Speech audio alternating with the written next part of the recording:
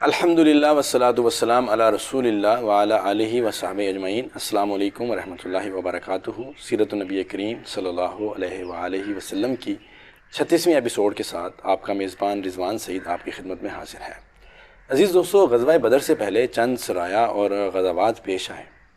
ان سرایا اور غزوات کی ترتیب اور ان میں شرکت کرنے والوں کی تعداد کے بارے میں کافی اختلاف پایا جاتا ہے، لیکن ہم نے علامہ ابن قیم اور علامہ منصور پوری کی تحقیق پر اعتماد کیا ہے۔ اہل سیر کی اصطلاح میں غزوہ اس فوجی مہم کو کہتے ہیں جس میں نبی کریم صلی اللہ علیہ وآلہ وسلم بنفس نفیس تشریف لے گئے ہوں، خواہ جنگ ہوئی ہو یا نہ ہوئی ہو۔ اور سریہ وہ فوجی مہم جس میں آپ صلی اللہ علیہ وآلہ وسلم خود تشریف نہ لے گئے ہوں۔ سرایا اسی سریہ کی جمع ہے۔ عزیز دوستو، مسلمانوں کو جنگ کی اجازت کیوں اور کیسے دی گئی، اس کا تذکرہ پچھلی ایپیسوڈ میں تفصیل کے ساتھ گزر چکا ہے۔ جنگ کی اجازت نازل ہونے کے بعد مسلمانوں کی عسکری مہمات کا سلسلہ عملاً شروع ہو گیا۔ طلایہ گردی کی شکل میں فوجی دستے گشت کرنے لگے۔ اس کا مقصد وہی تھا جس کی طرف اشارہ کیا جا چکا ہے کہ مدینہ کے گرد و بیش کے راستوں پر عموماً اور مکے کے راستے پر خصوصاً نظر رکھی جائے اور اس کے احوال کا پتہ لگایا جاتا رہے، اور ساتھ ہی ان راستوں پر واقع قبائل سے معاہدے کیے جائیں اور یثرب کے مشرکین و یہود اور آس پاس کے بدوؤں کو یہ احساس دلایا جائے کہ مسلمان طاقتور ہیں اور اب انہیں کمزور نہیں سمجھا جانا چاہیے۔ نیز قریش کو ان کے بیجا طیش اور تیور کے خطرناک نتیجے سے ڈرایا جائے تاکہ جس حماقت کی دلدل میں وہ اب تک دھنستے چلے جا رہے ہیں اس سے نکل کر ہوش کے ناخن لیں اور اپنے اقتصاد اور اسباب معیشت کو خطرے میں دیکھ کر صلح کی طرف مائل ہو جائیں، اور مسلمانوں کے گھروں میں گھس کر ان کے خاتمے کے جو عزائم رکھتے ہیں اور اللہ تعالیٰ کی راہ میں جو رکاوٹیں کھڑی کر رہے ہیں اور مکے کے کمزور مسلمانوں پر جو ظلم و ستم ڈھا رہے ہیں، ان سب سے باز آ جائیں اور مسلمان جزیرۃ العرب میں اللہ کا پیغام پہنچانے کے لیے آزاد ہو جائیں۔ ان سرایا اور غزوات کے مختصر احوال پیش کیے جا رہے ہیں۔ سب سے پہلے بات کرتے ہیں سریہ سیف البحر کی، جو کہ رمضان یکم ہجری بمطابق مارچ 623 عیسوی میں پیش آیا۔ رسول اللہ صلی اللہ علیہ وآلہ وسلم نے حضرت حمزہ بن عبد المطلب رضی اللہ تعالی عنہ کو اس سریہ کا امیر بنایا اور 30 مہاجرین کو ان کے زیر کمان شام سے آنے والے ایک قریشی قافلے کا پتہ لگانے کے لیے روانہ فرمایا۔ اس قافلے میں 300 آدمی تھے، جن میں ابو جہل بھی تھا۔ مسلمان ایس یعنی بحر احمر کے اطراف میں ینبع اور مروہ کے درمیان ایک مقام ہے، اس کے اطراف میں ساحل سمندر کے پاس پہنچے تو قافلے کا سامنا ہو گیا اور فریقین جنگ کے لیے صف آرا ہو گئے، لیکن قبیلہ جہینہ کے سردار مجدی بن عمر نے، جو کہ فریقین کا حلیف تھا، دوڑ دھوپ کر کے جنگ نہ ہونے دی۔ حضرت حمزہ رضی اللہ تعالیٰ عنہ کا یہ جھنڈا پہلا جھنڈا تھا جسے رسول اللہ صلی اللہ علیہ وآلہ وسلم نے اپنے دستے مبارک سے باندھا تھا۔ اس کا رنگ سفید تھا اور اس کے علم بردار حضرت ابو مرثد کناز بن حسین غنوی رضی اللہ تعالیٰ عنہ تھے۔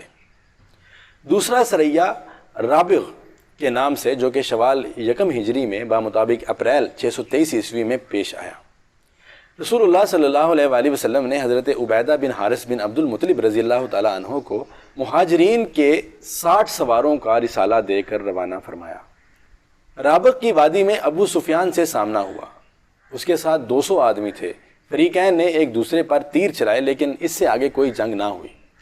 اس سریے میں مکی لشکر کے 2 آدمی مسلمانوں سے آ ملے، ایک حضرت مقداد بن عمر البہنانی اور دوسرے عتیبہ بن غزوان رضی اللہ تعالیٰ عنہ۔ یہ دونوں مسلمان تھے اور کفار کے ساتھ نکلے ہی اس مقصد کے لیے تھے کہ اس طرح سے وہ مسلمانوں سے جا ملیں گے۔ حضرت ابو عبیدہ رضی اللہ تعالیٰ عنہ کا علم سفید تھا اور علم بردار حضرت مصطح بن اساسہ بن مطلب بن عبد مناف رضی اللہ تعالیٰ عنہ تھے۔ عزیز دوستو، تیسرے سریہ کو خرار کا نام دیا جاتا ہے، جو کہ ذی قعدہ یکم ہجری بمطابق مئی 623 عیسوی میں پیش آیا۔ خرار جحفہ کے قریب ایک مقام کا نام ہے۔ اس مقام کا ذکر پہلے ہو چکا ہے۔ رسول اللہ صلی اللہ علیہ وآلہ وسلم نے اس سریہ کا امیر حضرت سعد بن ابی وقاص رضی اللہ تعالیٰ عنہ کو مقرر فرمایا اور انہیں 20 آدمیوں کی کمان دے کر قریش کے ایک قافلے کا پتہ لگانے کے لیے روانہ فرمایا، اور یہ تاکید فرما دی کہ خرار سے آگے نہ بڑھیں۔ یہ لوگ پیدل روانہ ہوئے، رات کو سفر کرتے اور دن میں چھپے رہتے تھے۔ 5ویں روز صبح صبح خرار پہنچے تو معلوم ہوا کہ قافلہ ایک دن پہلے جا چکا ہے۔ اس سریے کا علم سفید تھا اور علم بردار حضرت مقداد بن عمر رضی اللہ تعالی عنہ تھے۔ چوتھا غزوہ ابوا یا ودان کے نام سے مشہور ہے، جو کہ صفر 2 ہجری بمطابق اگست 623 عیسوی میں پیش آیا۔ ودان مکہ اور مدینہ کے درمیان ایک مقام کا نام ہے۔ یہ رابغ سے مدینہ جاتے ہوئے 29 میل کے فاصلے پر پڑتا ہے۔ ابوا ودان کے قریب ہی ایک دوسرے مقام کا نام ہے۔ اس مہم میں 70 مہاجرین کے ہمراہ رسول اللہ صلی اللہ علیہ وآلہ وسلم بنفس نفیس تشریف لے گئے تھے اور مدینہ میں حضرت سعد بن عبادہ رضی اللہ تعالیٰ عنہ کو اپنا قائم مقام مقرر فرمایا تھا۔ مہم کا مقصد قریش کے ایک قافلے کی راہ روکنا تھا۔ آپ صلی اللہ علیہ وآلہ وسلم ودان تک پہنچے لیکن کوئی معاملہ پیش نہ آیا۔ اسی غزوہ میں آپ صلی اللہ علیہ وآلہ وسلم نے بنو زمرہ کے سردار عمر بن مخشی الزمری سے حلیفانہ معاہدہ کیا، اور معاہدے کی عبارت یہ تھی کہ یہ بنو زمرہ کے لیے محمد رسول اللہ صلی اللہ علیہ وآلہ وسلم کی تحریر ہے۔ یہ لوگ اپنے جان اور مال کے بارے میں مامون رہیں گے اور جو ان پر یورش کرے گا اس کے خلاف ان کی مدد کی جائے گی، اللہ کہ یہ خود اللہ کے دین کے خلاف جنگ کریں۔ یہ معاہدہ اس وقت تک کے لیے ہے جب تک کہ سمندر سوار کو تر کرے۔ سوار پانی کی تہہ میں اگنے والی ایک گھاس ہے، یعنی یہ معاہدہ ہمیشہ کے لیے ہے، اور جب نبی کریم صلی اللہ علیہ وآلہ وسلم اپنی مدد کے لیے انہیں آواز دیں گے تو انہیں آنا ہوگا۔ عزیز دوستو، یہ پہلی فوجی مہم تھی جس میں رسول اللہ صلی اللہ علیہ وآلہ وسلم بذات خود تشریف لے گئے تھے اور 15 دن مدینے سے باہر گزار کر واپس آئے۔ اس مہم کے پرچم کا رنگ بھی سفید تھا اور حضرت حمزہ رضی اللہ تعالی عنہ علم بردار تھے۔ عزیز دوستو، 5ویں نمبر پر غزوہ بوات، جو کہ ربیع الاول 2 ہجری ستمبر کے مہینے میں 623 عیسوی میں پیش آیا۔ دوستو، بوات اور رضوا کوہستان جوہینہ کے سلسلے کے 2 پہاڑ ہیں جو در حقیقت ایک ہی پہاڑ کی 2 شاخیں ہیں۔ یہ مکہ سے شام جانے والی شاہراہ کے متصل ہے اور مدینہ سے 48 میل کے فاصلے پر ہے۔ اس مہم میں رسول اللہ صلی اللہ علیہ وآلہ وسلم 200 صحابہ کو ہمراہ لے کر روانہ ہوئے۔ مقصود قریش کا ایک قافلہ تھا جس میں امیہ بن خلف سمیت قریش کے 100 آدمی اور 2500 اونٹ تھے۔ آپ صلی اللہ علیہ وآلہ وسلم رضوا کے اطراف میں مقام بوات تک تشریف لے گئے لیکن کوئی معاملہ پیش نہ آیا۔ اس غزوہ کے دوران حضرت سعد بن معاذ رضی اللہ تعالیٰ عنہ کو مدینے کا امیر بنایا گیا تھا۔ پرچم سفید تھا۔ علم بردار حضرت سعد بن ابی وقاص رضی اللہ تعالیٰ عنہ تھے۔ عزیز دوستو، چھٹا غزوہ غزوہ صفوان کے نام سے مشہور ہے، جو کہ اسی ربیع الاول کے مہینے 2 ہجری میں بمطابق 623 عیسوی ستمبر کے مہینے میں پیش آیا۔ اس غزوہ کی وجہ یہ تھی کہ کرز بن جابر فہری نے مشرکین کی ایک مختصر سی فوج کے ساتھ مدینے کی چراگاہ پر چھاپا مارا اور کچھ مویشی لوٹ کر لے گیا۔ رسول اللہ صلی اللہ علیہ وآلہ وسلم نے 70 صحابہ کے ہمراہ اس کا تعاقب کیا اور بدر کی اطراف میں واقع وادی صفوان تک تشریف لے گئے اور کسی ٹکراؤ کے بغیر واپس آ گئے۔ اس غزوہ کو بعض لوگ غزوہ بدر اولا بھی کہتے ہیں۔ اس غزوہ کے دوران مدینے کی امارت زید بن حارثہ رضی اللہ تعالیٰ عنہ کو سونپی گئی تھی۔ علم سفید تھا اور علم بردار حضرت علی المرتضیٰ رضی اللہ تعالیٰ عنہ تھے۔ عزیز دوستو، اسی طرح 7واں غزوہ ذی العشیرہ کے نام سے جمادی الاول اور جمادی الاخری کے دوران 2 ہجری بمطابق نومبر دسمبر 623 عیسوی میں پیش آیا۔ اس مہم میں رسول اللہ صلی اللہ علیہ وآلہ وسلم کے ہمراہ 150 یا 200 مہاجرین تھے، لیکن آپ صلی اللہ علیہ وآلہ وسلم نے کسی کو روانگی پر مجبور نہیں کیا تھا۔ سواری کے لیے صرف 30 اونٹ تھے، اس لیے لوگ باری باری سوار ہوتے تھے۔ مقصود قریش کا ایک قافلہ تھا جو ملک شام جا رہا تھا اور معلوم ہوا تھا کہ یہ مکے سے چل چکا ہے۔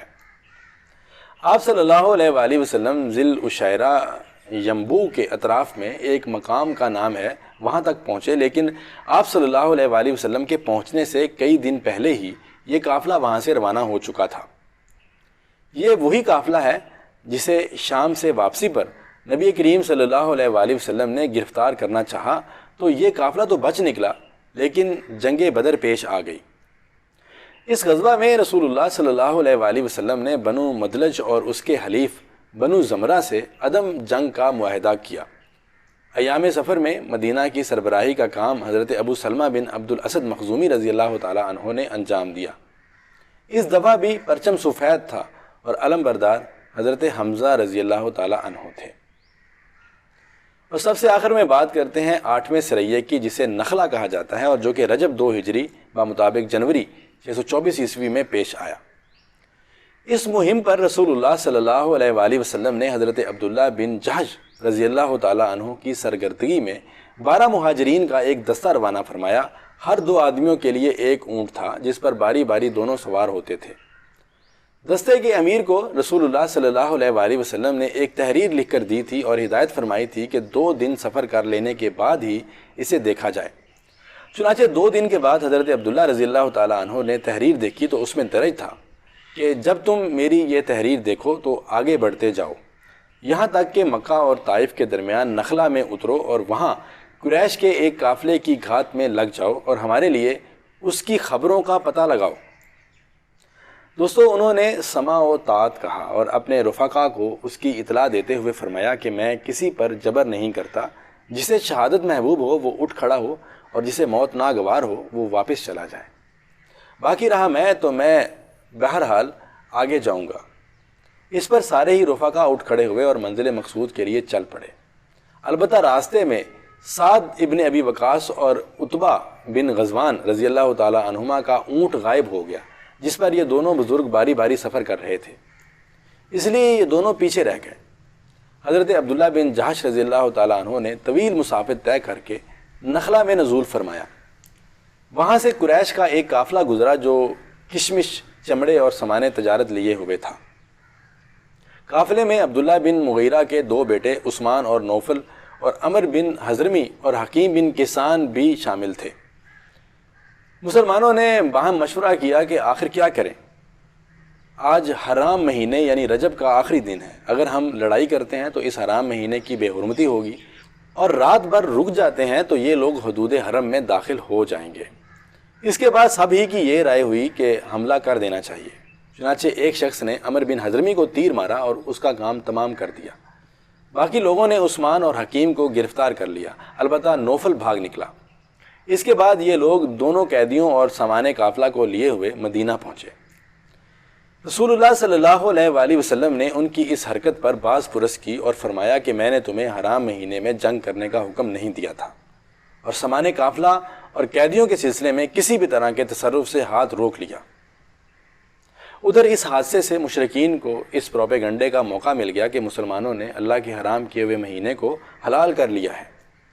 چنانچہ بڑی چہمگوئیاں شروع ہو گئیں، یہاں تک کہ اللہ تعالیٰ نے وحی کے ذریعے اس پروپیگنڈا کی کلی کھولی اور بتلایا کہ مشرکین جو کچھ کر رہے ہیں وہ مسلمانوں کی حرکت سے بدرجہ زیادہ بڑا جرم ہے۔ چنانچہ سورہ بقرہ میں ارشاد ہوا کہ لوگ تم سے حرام مہینے میں قتال کے متعلق دریافت کرتے ہیں، کہہ دو کہ اس میں جنگ کرنا بڑا گناہ ہے، اور اللہ کی راہ سے روکنا اور اللہ کے ساتھ کفر کرنا، مسجد حرام سے روکنا اور اس کے باشندوں کو وہاں سے نکالنا، یہ سب اللہ کے نزدیک اس سے بھی بڑا جرم ہے، اور فتنہ قتل سے بڑھ کر ہے۔ دوستو، اس کے بعد رسول اللہ صلی اللہ علیہ وآلہ وسلم نے دونوں قیدیوں کو آزاد کر دیا اور مقتول کے اولیاء کو اس کا خون بہا ادا کر دیا۔ عزیز دوستو، یہ ہیں جنگ بدر سے پہلے کے سریے اور غزوے۔ ان میں سے کسی میں بھی لوٹ مار اور قتل و غارت گری کی نوبت نہیں آئی، جب تک کہ مشرکین نے قرظ بن جعفر فہری کی قیادت میں ایسا نہیں کیا۔ اس لیے اس کی ابتدا بھی مشرکین ہی کی جانب سے ہوئی، جبکہ اس سے پہلے بھی وہ طرح طرح کی ستم رانیوں کا ارتکاب کر چکے تھے۔ عزیز دوستو، ان سرایا اور غزوات کے حوالہ جات میں آپ کو اس ویڈیو کے شروع میں دے چکا ہوں۔ آج کی ویڈیو کا اختتام ہم یہیں پہ کریں گے، اور انشاءاللہ اگلی ایپیسوڈ میں غزوہ بدر کے تذکرے کے ساتھ آپ کے سامنے حاضر ہوں گے۔ عزیز دوستو، اپنا بہت سارا خیال رکھیے گا اور دعاؤں میں یاد رکھیے گا۔ انشاءاللہ ملتے ہیں جلد ہی نیکسٹ ایپیسوڈ کے ساتھ۔ اللہ نگہبان۔